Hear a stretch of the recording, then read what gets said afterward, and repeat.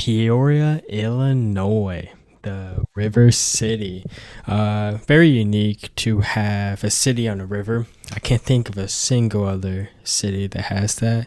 But yeah, it's one of the biggest cities in Illinois that is not Chicagoland. And it exemplifies many issues wrong with urban development in American cities.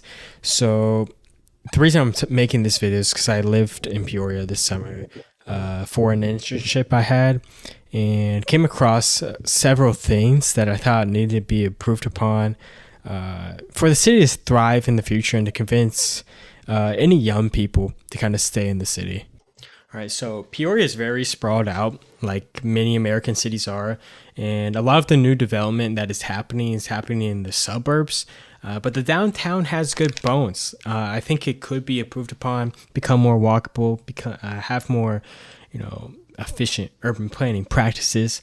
But at the moment, it's pretty bad. It's pretty bad. So, I'm going to be talking about some positives, but for the most part, this video is going to be pretty negative.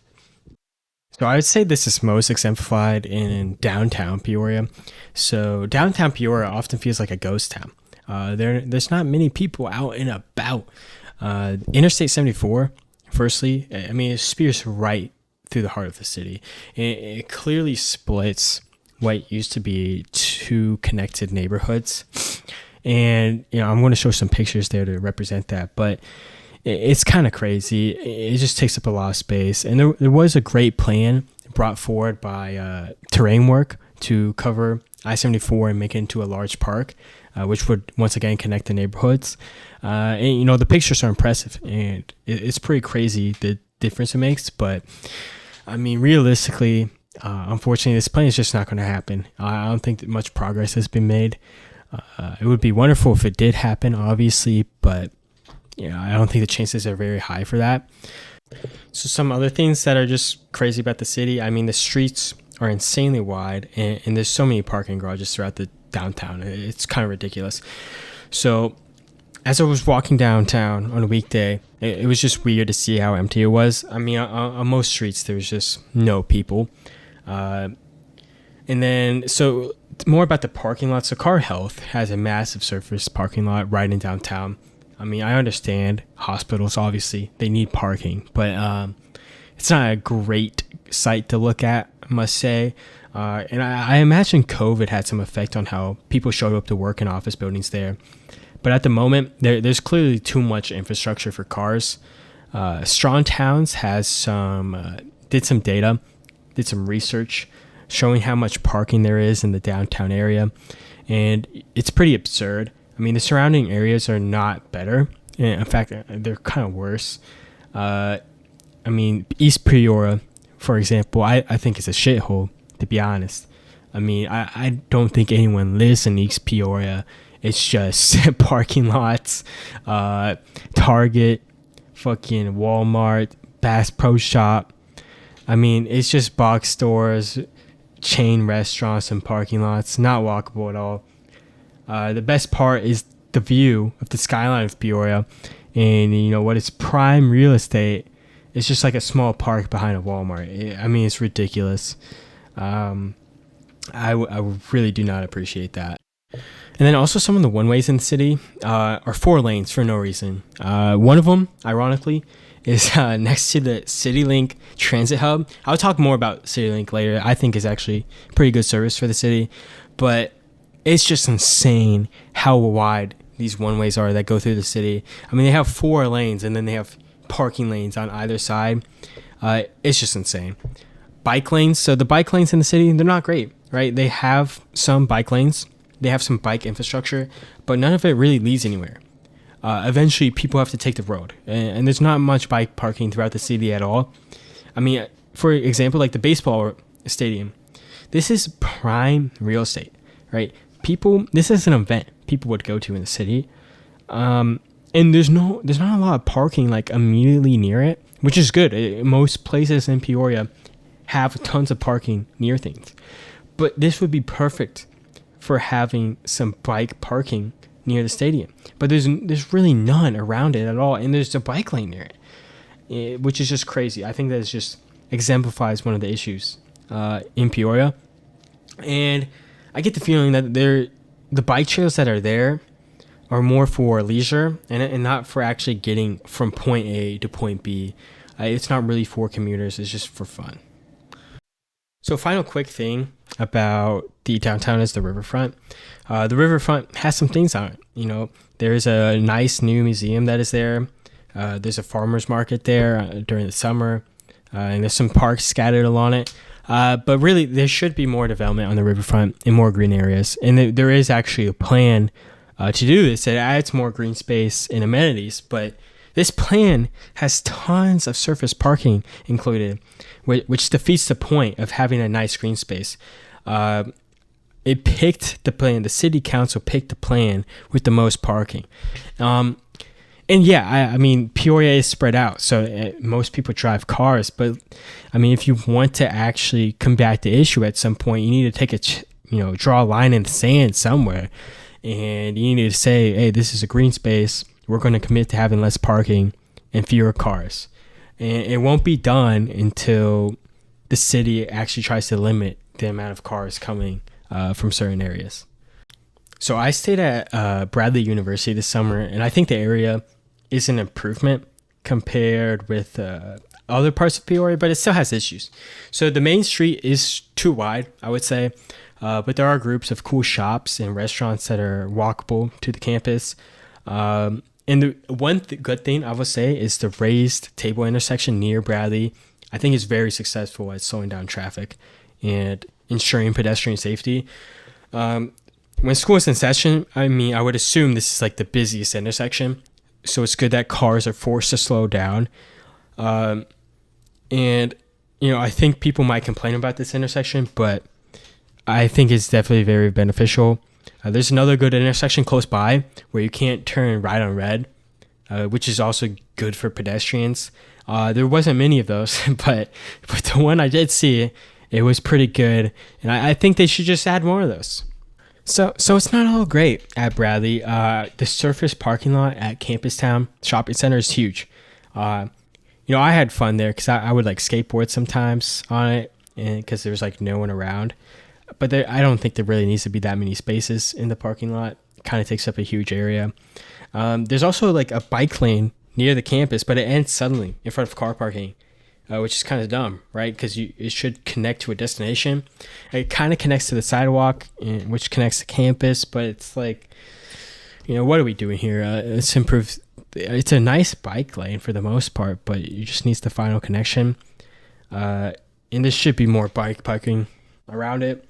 And finally, just the university is kind of small, right? It's a private university, and it doesn't get nearly as many benefits for urban design compared to large college campuses.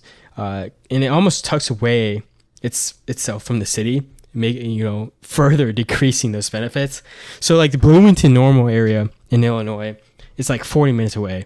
And it's fortunate to have a large public university in Illinois State to be integrated into the city. I mean, this larger university, it encourages more walking infrastructure, more biking infrastructure, more forms of secondary transportation that Peoria just doesn't get because it doesn't have a large university. I think that is to its detriment. So another thing that the Bloomington Normal area has is an Amtrak line. Pretty much every notable city in central Illinois has an Amtrak line. This includes Springfield, Urbana-Champaign, and in fact, Peoria is the largest city in Illinois without rail service. And it's pretty hilarious because I live in Columbus, the largest city in the U.S. without rail service. So pretty fucking lucky, if you ask me. So the lack of access to Chicago, not by car, not good for the city. I mean, Peoria had a train station, been out of commission since 1961, right? And then they had a 1-year pilot project in 1980, 1981, didn't attract enough people. Not good. I don't know the full specifics behind that, but hopefully they could bring that back in the future. And then they had a route that went through Chillicothe, Illinois, it's pretty close to Peoria, but that got rerouted in 1996. And there is advocacy to build a train line, and everyone in Peoria should support this. as it would be obviously very beneficial to the economy, allow people to get Chicago easier. I mean, the one thing going for it is that Peoria has a really large, good hospital system in the city, and it's probably the best in Central Illinois. Outside, and it's probably the best in Illinois outside of Chicago. And there could also people could visit Peoria if they wanted to, I guess, and it would allow people to visit Chicago. So talking about the bus system, CityLink, I found it pretty impressive for a city of its size, at least for America. So the Greater Peoria Mass Transit District CityLink runs 14 lines throughout the Peoria area with an annual ridership in 2022 of 1.75 million and 4.9 thousand daily.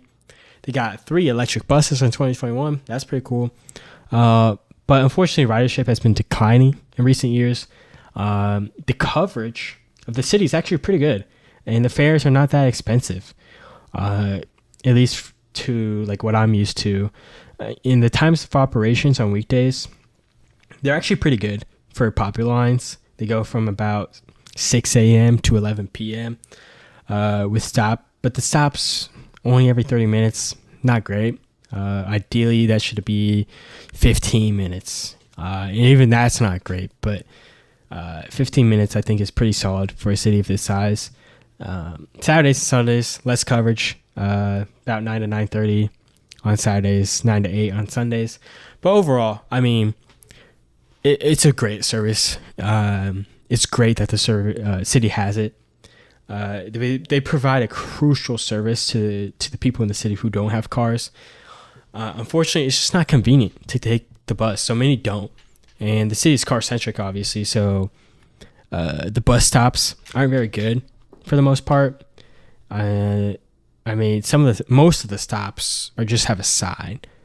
They don't even have like a bench to sit on. Not many amenities, but there's a couple that do. And they're more popular. They're more frequent on like the bigger lines. But yeah, I mean, just seeing a bus stop with just a sign, it's not great. All right, so let's talk about Peoria Heights. So Peoria Heights is like a trendy new area for people to go to, and it has less parking than other suburbs, according to Strong Maps, which is great. I think it's the lowest in the Peoria area, and the area has nice restaurants, it has nice stores along one road, and it is easy to walk through. I mean, I think that is a good reason why it's popular. It's because you can walk along this road, get to cool places, and the outdoor seating that goes onto the street is a great addition. Glad that's there. And currently though, the road is a bit too wide, and like in many parts of Peoria, there's not a ton of bicycle access. But there is actually a plan in progress that is actually happening to widen the sidewalks, add a bike lane, and then take the lanes down from 4 to 3. All good changes. And it seems like all the business owners realized this was a good opportunity and advocated for it, which is very surprising. I'm glad they realized the benefits that pedestrian foot traffic brings, and hope this project goes along well. Hope it happens quickly. So it's nice to see that some areas of the city are making good improvements, and I hope that can happen in all areas of Peoria, just not Peoria Heights.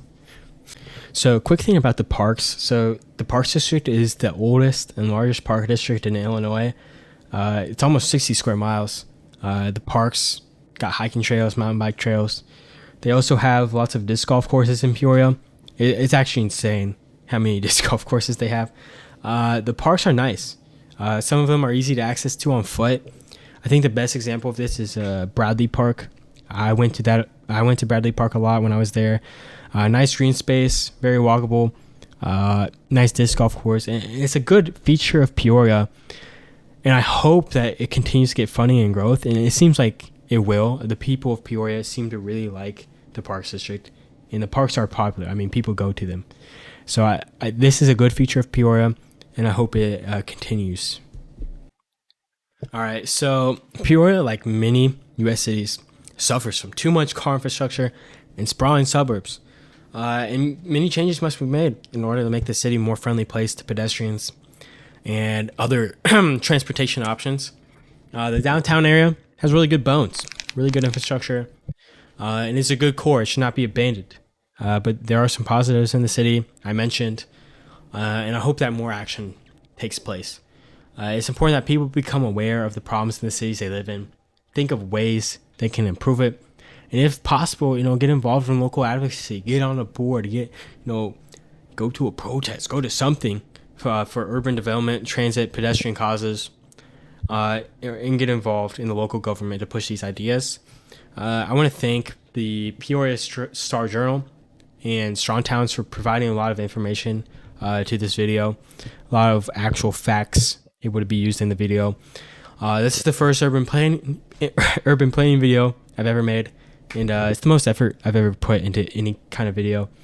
So I don't know what this channel really holds for the future. I want to make more videos probably about a variety of topics. I don't want to pigeonhole myself into only urban planning. I really enjoy it, but I'm interested in other topics as well. But anyways, thanks for watching. Like, subscribe, all that, and have a good day.